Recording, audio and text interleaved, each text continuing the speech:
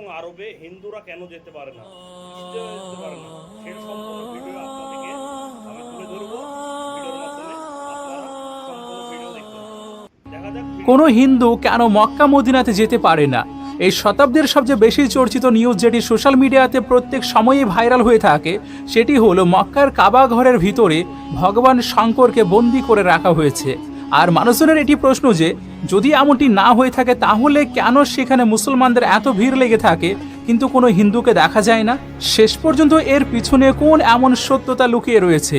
কেন কোনো হিন্দুকে এখানে দেখার পরই তাকে বাইরের দিকে রওনা করে দেওয়া হয়? আজকের এই ভিডিওতে আমরা মক্কা মদিনা এবং ভগবান শঙ্করের মধ্যে যে সম্পর্ক সেটির সম্বন্ধে তো জানবই, সেই সঙ্গে এটিও জানবো যে এই ঘটনা কি আসলেই সত্য না এর পিছনে কোনো অন্য ফ্যাক্ট লুকিয়ে রয়েছে।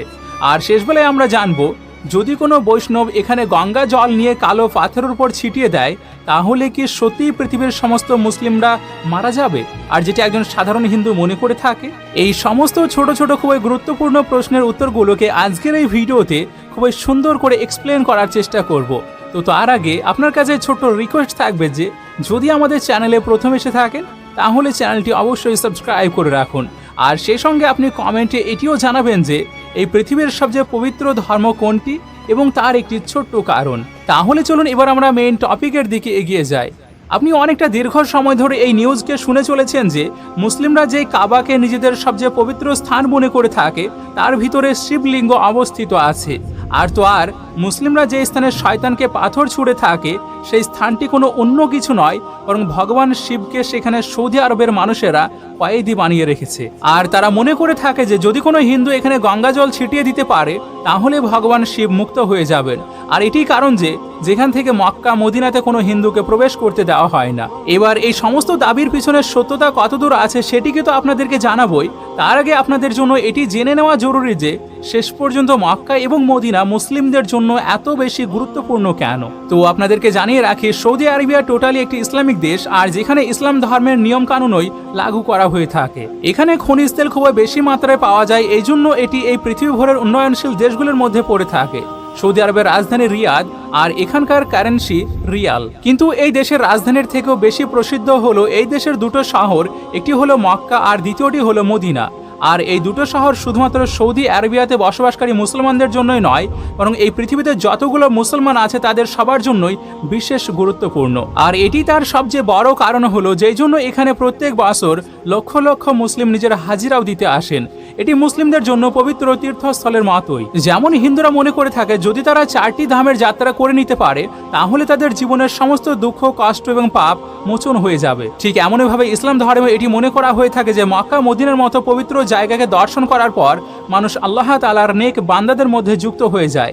আর এই জন্য প্রত্যেক মুসলিমের এটি ইচ্ছে হয়ে থাকে যে তারা যেন মরার আগে একবার অবশ্যই হজের যাত্রাতে যেতে পারে। আর এর সঙ্গে এটি সেই সমস্ত মুসলমানদের জন্য ফরজ করে দেওয়া হয়েছে যারা এখানে যাওয়ার মতো সামর্থ্য রেখে থাকে তারা যেন জীবনে একবার অবশ্যই যায়। এবার যদি আপনি ভাবেন যে এই স্থানটির মর্যাদা কেমন তাহলে এর অনুমান আপনি এই কথা থেকে করতে পারবেন যে মুসলিম সেখানে এই পৃথিবীর যে কোনো কোণাতে থাক না কেন আর যে কোনো জায়গাতে নামাজ পড়েন না কেন তারা সব সময় কাবার দিকে মুখ করে নামাজ পড়ে থাকে। যেমন বাংলাদেশ পাকিস্তান এবং ভারতের মুসলিমরা পশ্চিম দিকে মুখ করে নামাজ পড়ে থাকেন, কেননা এই সমস্ত দেশগুলি থেকে মক্কা পশ্চিম দিকে আছে। আর এর সঙ্গে সঙ্গে কিছু মুসলিম এমনটিও মনে করে থাকে যে পশ্চিম দিকে মুখ করে নাকি মিথ্যা কথা বলাও চলে না, কিন্তু এটি সঠিক নয়। মিথ্যা কথা বলা সব সময় এই খারাপ কাজ। এবার মানুষ যখন হজের যাত্রার জন্য গিয়ে থাকেন তখন তারা কাবার চারিদিকে চক্কর লাগিয়ে থাকেন আর এটিকে তাওয়াফ বলা হয়। এটি হজের সবচেয়ে প্রধান অংশ। আর এর সঙ্গে সঙ্গে তারা মদিনাতেও জিয়ারত করার জন্য গিয়ে থাকেন। আপনাদেরকে জানিয়ে রাখি মদিনা সেই স্থান যেখানে প্রফেট মুহাম্মদ সাল্লাল্লাহু আলাইহি সাল্লামের কবর মুবারক অবস্থিত আছে।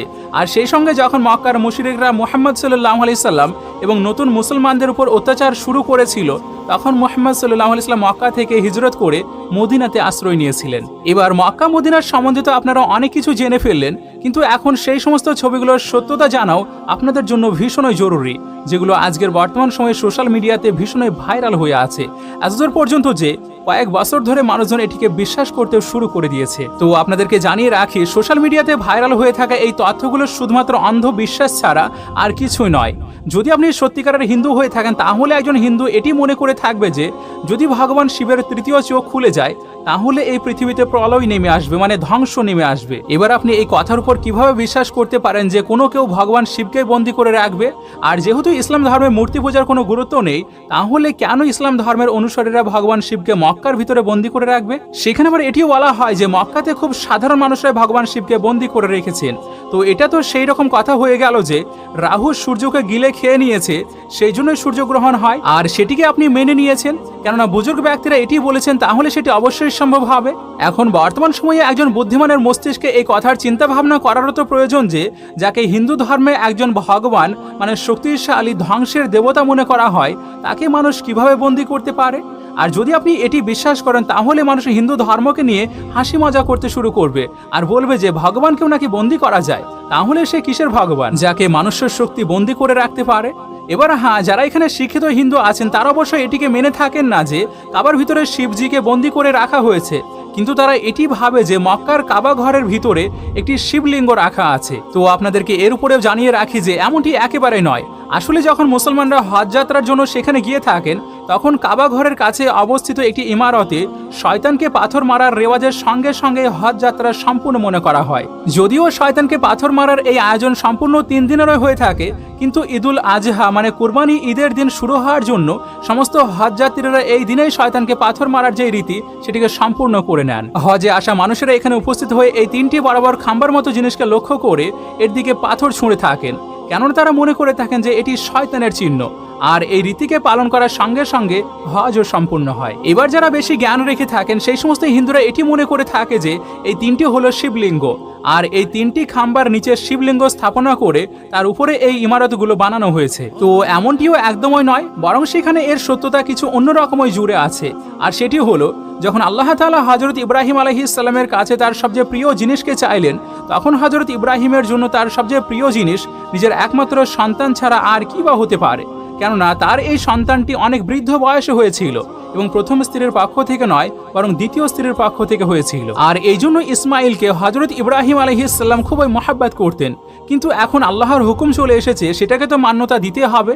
আর এই জন্য হযরত ইব্রাহিম আলাইহিস সালাম নিজের পুত্রের কোরবানি দেওয়ার জন্য মনস্থির করে নিলেন। এমন সময় যখন হযরত ইব্রাহিম আলাইহিস সালাম নিজের ছেলেকে কোরবানি দেওয়ার জন্য নিয়ে যাচ্ছিলেন, তখন রাস্তাতে একটি শয়তানের সাথে দেখা হয়, আর যে ইব্রাহিম আলাইহিস সালামকে বলল সে কেন তার এত বৃদ্ধ বয়সেও নিজের প্রিয় ছেলেকে কোরবানি দিতে চাইছে। এখন তো তার পুত্র হওয়া খুবই মুশকিল, আবার তার উপরে এই ছেলেটি অনেক বছর পর মানে বৃদ্ধ বয়সে জন্ম নিয়েছে, আর সেই তার বৃদ্ধ বয়সে সাহায্য করবে। সেই জন্য শুধুমাত্র আল্লাহর আদেশের জন্য কিভাবে ইব্রাহিম নিজের কলিজার টুকরোকে কোরবানি দিয়ে দিতে পারে। তো শয়তানের এমন কথাকে শুনে হযরত ইব্রাহিম আলাইহিস সালাম কিছুক্ষণের জন্য চিন্তায় পড়ে গেলেন, আর এমন সময়ে কোরবানি দেওয়ার যে ইরাদা সেটিও কিছু সময়ের জন্য নড়বড়ে হয়ে গেল। কিন্তু তখনই তিনি আবারও চিন্তা করলেন, না, আমি ভুল করতে যাচ্ছি।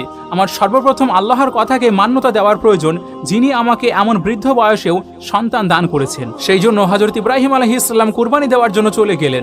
এমন সময় হযরত ইব্রাহিম আলাইহিস সালাম ভাবলেন, কুরবানি দেওয়ার সময় যেন আমার প্রিয় পুত্রের মুখের দিকে তাকিয়ে আমার মায়া না চলে আসে। আর এটি কারণ ছিল তিনি কুরবানি দেওয়ার সময় নিজের চোখে কাপড় বেঁধে নিয়েছিলেন, কিন্তু সেখানে আল্লাহ তাআলা কেমনভাবে নিজের প্রিয় দোস্তের সঙ্গে খারাপ কিছু করতে পারেন। তিনি তো শুধুমাত্র হযরত ইব্রাহিম আলাইহিস সালামের পরীক্ষা নিচ্ছিলেন, আর যেখান থেকে হযরত ইব্রাহিম আলাইহিস সালাম সম্পূর্ণভাবে পাশ হয়ে গেলেন। এই জন্য আল্লাহ তাআলা হযরত ইব্রাহিম আলাইহিস সালামের পুত্র হযরত ইসমাইলের স্থানে কুরবানি দেওয়ার জন্য একটি ভেড়াকে খাড়া করে দিলেন। আর তখন থেকে ঈদুল আজহার দিন কুরবানি দেওয়ার জন্য এই রেওয়াজ চলে আসছে। কুরবানি দেওয়ার মানে শুধু মাংস খাওয়া নয়, বরং নিজের মনের ভিতরে যে পাপ এবং নোংরা জমে আছে সেগুলিকেও তার সঙ্গে হত্যা করে ফেলা। আর এটি কারণ যখন হজযাত্রীরা জানোয়ারের কুরবানি করে নেয়, তখন তারা শয়তানকে পাথর মারার জন্য সেইখানে পৌঁছে যায় যে শয়তান হযরত ইব্রাহিম আলাইহিস সালামকে উস্কানি দিতে চেয়েছিল। আর এই পাথর মারার রীতির সঙ্গে সঙ্গে আল্লাহ তাআলার সঙ্গে এই প্রতিশ্রুতিও করে থাকে যে কোনো শয়তান তাদেরকে কখনোই পথভ্রষ্ট করতে পারবে না। সেখানে সেই শয়তান হোক পৃথিবীর বাইরের অথবা নিজের মনের ভিতরে, তারা সব সময় সত্য মন থেকে আল্লাহর ওই ইবাদত করবে। সেই জন্য হাজিরা প্রথমে বিসমিল্লাহ এবং আল্লাহু আকবার পড়ে নিয়ে একটি নির্দিষ্ট পরিমাণে পাথর ছুঁড়ে থাকে। কিন্তু যারা বড় বড় পাথর ছুঁড়ে থাকে অথবা জুতো ছুঁড়ে থাকে, তারা আসলে শয়তানের অনুসারী হয়ে যায়। তো এই জন্য এই তিনটি কোনো শিবলিঙ্গ নয়, বরং এগুলো একটি সাধারণ ইমারত যেগুলোকে শয়তানের প্রতীক মনে করা হয়। আর এটির উপর পাথর বর্ষণ করে মানুষ নিজের ভিতরে যে শয়তান আছে সেগুলোকে মারার চেষ্টা করে থাকে। এবার কিছু মানুষের মস্তিষ্কে এই প্রশ্ন আসবে যে যদি এই সমস্ত কিছু মিথ্যে হয়ে থাকে তাহলে সেখানে হিন্দুদেরকে কেন প্রবেশ করতে দেওয়া হয় না? তো এখানে সর্বপ্রথম কথা হলো মক্কাতে শুধুমাত্র হিন্দুদেরকে নয়, বরং এই পৃথিবী ভরের সমস্ত অমুসলিমদেরও প্রবেশ নিষিদ্ধ আছে। সেখানে সে হিন্দু, শিখ, ঈসাই, ইহুদি অথবা বৌদ্ধই হোক না কেন, যদি তারা মুসলমান না হয় তাহলে তাদেরকে কাবার ভিতরে যেতে দেওয়ার অনুমতি নেই। আর যার উদাহরণস্বরূপ ধরুন, যদি কেউ মুসলমান না হয় তাহলে তারা আল্লাহকে সত্য মনে বিশ্বাস করে না, আর যারা সত্য মন থেকে আল্লাহকে বিশ্বাস করে না তাহলে তারা কাবার ভিতরে, মানে যেটিকে আল্লাহর ঘর মনে করা হয়, সেখানে প্রবেশ করে বা কি করবে? এখানে শুধুমাত্র সেই সমস্ত মানুষদেরকে আসার অনুমতি দেওয়া হয়েছে যারা একেবারে সত্য এবং পবিত্র মন থেকে আল্লাহর উপর বিশ্বাস করে থাকেন। এবার আপনি এটিকে কিছুটা এমনভাবেই চিন্তা করে দেখুন, একটি আপনার ঘর আছে কিন্তু সেটিকে কেউ একজন সম্মান করছে না, তাহলে কি আপনি তাকে আপনার ঘরে আসার জন্য অনুমতি দেবেন? কখনোই দেবেন না। আর এটি তো হলো আপনার মানুষ্য নিয়ম কানুন, কিন্তু সেটি তো মহান আল্লাহর নিয়ম। সেই জন্য আপনি চাইবেন যে কেউ আপনার ঘরে আসুক না কেন সেজন্য সর্বপ্রথম আপনার সম্মান করে। আর ঠিক এমনটি এখানকার মানুষরাও চেয়ে থাকেন, মানে যারা কাবার ভিতরে আসতে চান তারা যেন আল্লাহকে সত্য মন থেকে বিশ্বাস করে, তার হৃদয়ে সর্বপ্রথম আল্লাহ থাকতে হবে, তারপর বাকি সমস্ত কিছু। এবার সর্বশেষ প্রশ্ন যদি আপনার মস্তিষ্কে এখনো উঠে আসে, মানে যদি কোনো বৈষ্ণব গঙ্গার পানি নিয়ে গিয়ে সেই কালো পাথরের উপর ছিটিয়ে দিতে পারে তাহলে পৃথিবীর সমস্ত মুসলিমরা ধ্বংস হয়ে যাবে আর মহাদেব শঙ্করও বেরিয়ে আসতে পারবে। তাহলে দেখুন, এর সম্বন্ধে আমরা আগেও জানিয়েছি, এগুলো শুধুমাত্র মিথ্যা অপপ্রচার। এগুলিকে একজন কম শিক্ষিত এবং খুবই কম বুদ্ধিমান মানুষের বিশ্বাস করবে। কিন্তু এরপরও যদি আপনার মনে হয় না এগুলো সবাই সত্যি আর আমি আপনাদেরকে ভুল বোঝাচ্ছি, তাহলে আপনারা শুধুমাত্র আপনার বিশ্বাসকে পরিবর্তন করুন। মানে আপনি বিশ্বাস করে নিন যে এক আল্লাহ ছাড়া কেউ নেই, তারপর একটি পাসপোর্ট বানিয়ে গঙ্গার পানিকে সঙ্গে নিয়ে সেই কালো পাথরের উপর ছিটিয়ে দেখুন, আপনাকে কেউ বাধা দেবে না। আর তারপর দেখুন কতজন মুসলিম বেঁচে থাকে আর কতজন মুসলিম মারা যায়। আমরা আশা রাখছি মক্কা মদিনার সঙ্গে জুড়ে থাকা প্রত্যেকটি কথা আপনারা খুব সুন্দর করে বুঝে গিয়েছেন। কিন্তু আপনি এর সম্বন্ধে কি মতামত রেখে থাকেন সেটি কমেন্ট সেকশনে অবশ্যই জানাবেন। আর এমন খুব সুন্দর ভিডিওকে আরও দেখার জন্য আমাদের সঙ্গে অবশ্যই জুড়ে থাকুন। আর হ্যাঁ, সেই সঙ্গে ভিডিওটিকে আপনি আপনার তাহলে আশা করি ভিডিওটা বুঝতে পেরেছেন। তাহলে ভিডিওটি সম্পূর্ণ শেয়ার করে অন্যকে দেখার সুযোগ করে দিন। ভালো থাকবেন, সুস্থ থাকবেন। Thanks for watching.